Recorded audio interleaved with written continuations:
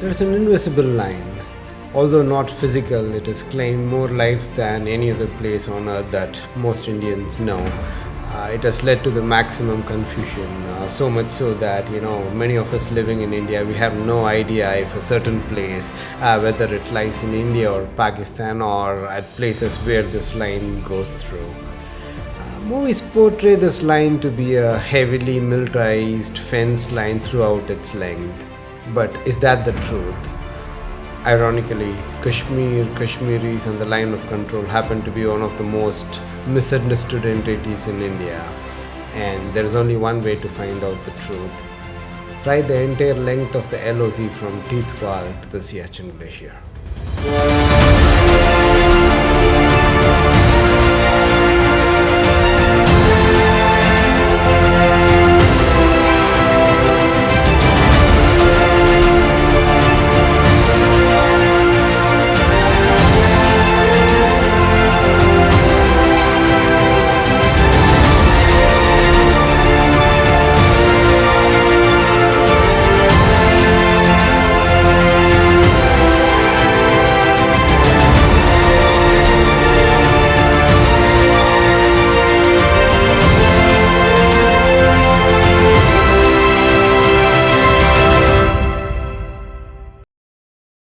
To understand the line of control, we need to go back to the timeline during the partition.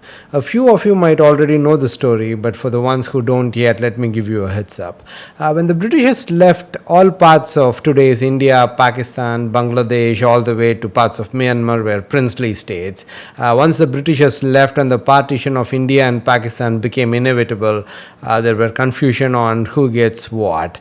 Kashmir, that comprises of today's Jammu and Kashmir in India, Azad Kashmir and Gilgit-Baltistan controlled by Pakistan today, they wanted to remain independent. India claimed it as it was ruled by a Hindu king, whereas Pakistan claimed it as it had a Muslim majority. Then the King of Kashmir, Hari Singh, decided to stay as an independent nation. Things changed as Pakistan declared war against Kashmir and Maharaja Hari Singh made a special agreement with India. So India would extend military and administrative support to Kashmir, and in turn Kashmir would be governed by India. That agreement is what until 2019 was called Article 370. Things took a bigger turn during the 1965 Indo-Pakistan War and during the 1971 war, when India helped Bangladesh become a free nation. There were heavy shelling on both sides in Kashmir, and then came this Shimla agreement in which both countries agreed to a ceasefire. The ceasefire line is the LOC, and as per the agreement, north and northwest of the ceasefire line in Kashmir until today is controlled by Pakistan, and the southwest Kashmir till Jammu in the south is governed by India. Until 2019, most of us were not allowed beyond Kupwara town, but after the abolishment of the Article 370, the central government has opened the LOC for tourism. The LOC ride was almost a month-long 6,000 kilometer ride from Delhi to Delhi. The road that runs through the line of control from Teethwal to the Siachen Glacier Basecamp itself is about 2,000 kilometers. During the ride, I covered multiple valleys, and most of the rivers that flow between those valleys either originate from Pakistan or drain into Pakistan. I'll cover each of those valleys in the upcoming videos. The first LOC point that I visited was Uri. Some spell it as Uri, but to the locals it's Uri. It's about 102 kilometers from Srinagar and a mere 50 kilometers from Baramulla. Before 2090, you would need permits to go anywhere west of Baramulla, but since the abolishment of Article 370, you do not need permissions to get to Uri. You can go till Uri market, and to get beyond that you need permits from Baramulla police station. The last point till which you might be allowed is what is famously called as the Red Bridge. It's about 12 kilometers from the Uri village. I was allowed only till the Red Bridge, and beyond Uri market, photography is strictly prohibited, so no footage of that. Uri had its last bite of terror attack as late as 2016. Most of you might have seen the Vicky Kaushal starrer movie. Beyond the Red Bridge, the mountains you see belong to Pakistan, and you have to return back to Uri past the checkpost the same day before sundown. If you're planning a visit to the LOC, start as early as possible because there will be multiple military checkposts throughout the way. Each checkpost will delay you by somewhere between 10 minutes to 30 minutes. The next three LOC points had a reputation of being the hottest spots of all LOC roadhead points.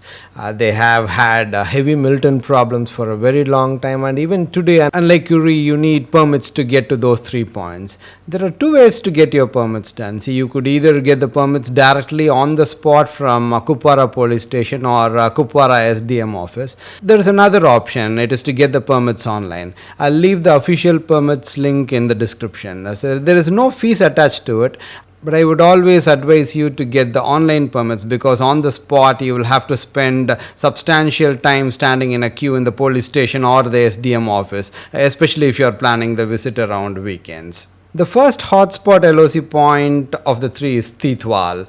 It is also the westernmost edge of India bordering Pakistan. Teetwal is about 82 kilometers from Kupwara town. You have to get the permits for Karnah to get to Teethwal, and also you will have to climb the Sadhana pass and descend to reach Teethwal.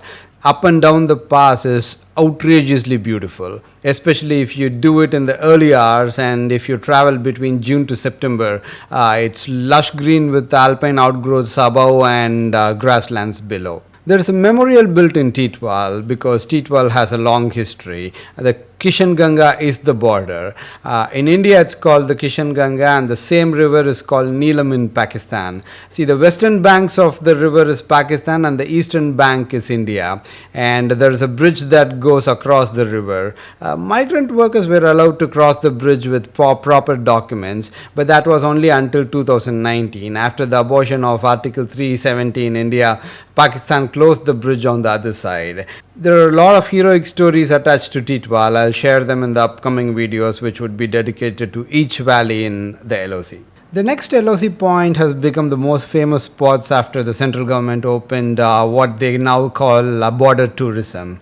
It's Keran. Keran is a place where you can wave to Pakistanis and they would probably wave back. Gurez Valley is about 60 kilometers from Kupwara town. See, in fact, you don't have to come all the way to Kupwara town if you are returning back from Teethwal. At the base of the Sadhana Pass, you will have a village called Chaukibal. That's where I stayed. See, there are quite a few homestays coming up. I'll give the contact number of the homestay in which I stayed in Chaukibal. See, from Chaukibal, you can head to this place called Karapur, turn north and then head to Keran straight away.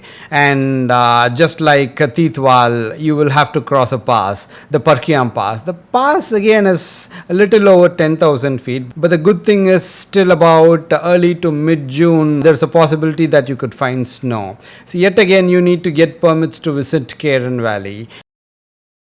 There are a lot of camps, hotels and homestays in Keran because a lot of tourists are turning up to the Gurez Valley these days.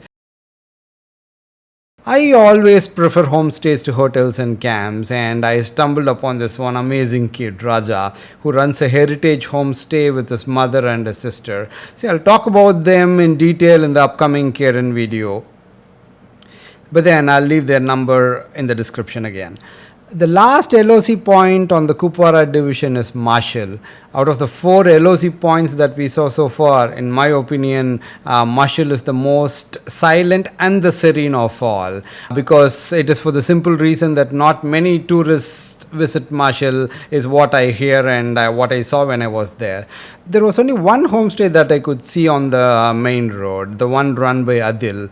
I'll leave his number as well in the description. See, the LOC point is about 20 kilometers from the village, unlike Keran on which you are at the tip of the border itself. Maybe that's the reason why not many people are interested in Machil. And yet again, to get to Machil, you will have to cross another 10,000 feet pass, the Zamindar Pass. Teetwal, Keran and Machil. All these 3 valleys aren't too far away from each other. So you can do all these 3 valleys in one stretch. as the distance from Teetwal to Machil is hardly 200 kilometers. But these three valleys are starkly different from the Gulmarg, Sonamarg and Pahalgham that most of us have seen in Kashmir. See, I only wish these valleys don't turn into the garbage dump as Gulmarg or Sonamarg. Painfully, I already see a lot of garbage floating along the banks of the Kishanganga and Keran. Mass uncontrolled tourism sort of destroys a place completely. It might sound judgmental, but unfortunately, that's the truth. See, I've traveled to Keran, which had a lot of crowd, and Machil, which hardly had any tourists. The former was considerably littered, while the latter was serene and calm. See, both Machil and Keran were similar in size, and the indigenous population was almost the same in both villages. Unfortunately, many Indians have this tendency of littering anywhere and everywhere, expecting someone else to clean it up for them, and those are the people who tag India as a dirty, unclean country. From Machil, I had to travel 200 kilometers crossing the beautiful Ular Lake and, of course, the Razdan Pass to reach the beautiful Gurez Valley. Gurez Valley is becoming quite popular these days. Dawar is the biggest town in Gurez, but the actual LOC point is Chakwali, which is another 65 kilometers from Gurez Valley, and there are not many accommodations beyond Gurez. So you will have to go stay in Gurez in Dawar and then make a day trip to the LOC point in Chakwali and then get back to Gurez. Starting from New Delhi, this trip clocked over 1500 kilometers when I reached Chakwali, and the best part was this was a side of Kashmir that I was always curious to visit. See, because a few years back, precisely before 2019, no one was allowed to go west of Baramulla or Kupwara. See, one reason is this part of Kashmir was forbidden, and two, I always wanted to see Northern Kashmir. Because North Kashmir in India is the southern edge of the Azad Kashmir and Gilgit-Baltistan controlled by Pakistan. I had high expectations on the beauty of those valleys, and all the way from Uri to Chakwali, the landscapes clearly surpassed my expectations. You know what? My opinion, when it comes to travel, at least, the more you dream and crave for a destination, the more fulfilling it is when you do it. I've lost the count of number of years I've imagined, what would lie beyond Kupwara and the 500 kilometer ride between Teethwal to Chakwali, taking detours to Keran and Machil. Well, it's going to stay with me for a very, very long time. From Dawar in the Gurez Valley, I traveled 300 kilometers to reach the next LOC point, the Kargil War Memorial at the base of Tiger Hills. Most of us think Kargil War happened in the Kargil town, but contrary to that, the Tiger Hill is in Dras Hills. Coming back to Srinagar and then taking the Leh-Srinagar highway and then crossing Sonamarg and then Zojila Pass, I reached the memorial. So memorial is on the highway itself, so you wouldn't miss it. But then there is yet another LOC point that many will miss, Hundurmaan LOC point, which is a mere 15 kilometers north of Kargil town. There is a museum as well. When I went there, it was about 6 or 7 in the morning, and the Jawans requested me not to take photographs as there was a military drill going on, so no footage from there. The next LOC point is 500 kilometers from Kargil, Thang in Ladakh. I have a pretty long history with Thang. When I first visited in 2015, I was allowed only till Turtuk, and then in 2017 I was allowed till Tayakshi, and now you can go all the way to the last spot at the edge of Thang village. These three villages have a great story of compassion attached to them because they were Pakistani villages before 1971. And then from Thang, I made a full 270 degrees to come south till Kalsar and then go all the way up to the highest battlefield on earth, the Siachen. It is a place that holds stories of sacrifice equal to the magnitude of its hostility and sheer size. There is no better place than the one and only Siachen to finish a ride. The 2000 kilometers ride from Srinagar to Leh, touching all the 9 LOC points. I don't know if it was done before, but I surely know that I have never had an experience like this before. Starting from the unimaginable landscapes of southern Gilgit-Baltistan to the extremity of the Siachen, I had a ride of a lifetime. And not to mention, the history, violence, and sacrifice that these great landscapes and these extraordinary people have witnessed in the last 75 years. Hell yeah, it was such an emotional roller coaster for me. What can a motorcycle do? It not only takes you across space, but also across time. I stayed almost for a month across the border, so obviously, a lot many extraordinary stories are on its way. And if it is the first time that you are visiting the channel, I hope I earned your subscription with this video. Until then, travel more, travel safe. See you, buddy.